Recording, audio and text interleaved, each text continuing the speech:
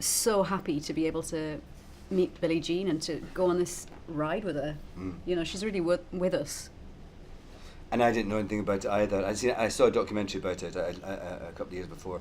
But what I think is really interesting is that, because in the film you see the sort of showbizy aspect of it and how it was treated as kind of a joke. You know, there was sort of a, but actually, and you know, in history and looking back at it, but it was such a huge event in terms of the way women are perceived now, I think. And had she lost, it would have totally changed the way that the women's movement proceeded. So I'm just fascinated if ever there could be a sporting event now that would have such an incredible effect on the rest of society.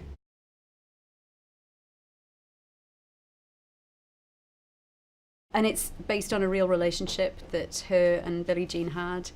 And there was actually very, very little information in terms of moving image or anything like that for me to watch. But it was kind of wonderful in a way, because it was a bit like detective work.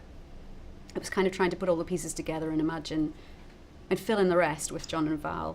And it was so evident that Billie loved her so much. And that she was, I feel like Marilyn's the sort of light and liberation and freedom and hopeful spirit of the early 70s, you know, and it was lovely to play that.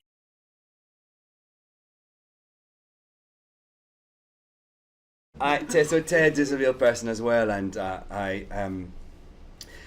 was quite a lot much more to find out about him, because I saw these things on YouTube of, Billie Jean told me a wee bit about him, and how supportive he was and everything, and he did call her Madam Superstar. That was our little thing.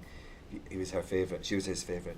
But he also did these videos that you can see of him presenting this season's, you know, tennis fashions, and I think that in itself says such a lot about the sort of sexism of the era. That, you know, this sport was considered almost kind of like a fashion show, and the fact that they had a full-time person to go around with them to make their frocks, because they had to be pizzazz and showbiz, you know, as well as being athletes.